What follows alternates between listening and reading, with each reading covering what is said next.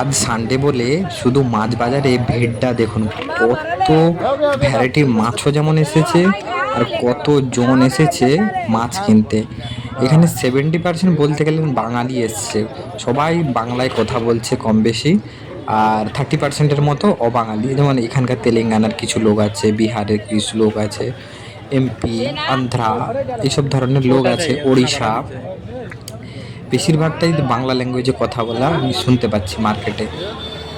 বিভিন্ন ধরনের আজ সানডে বলে বিভিন্ন ধরনের মাছ উঠেছে। মাছ দোকানটা দেখুন কত লম্বা আর কত জন, দেখুন যেন দেশের মাছ বাজারে এসেছে।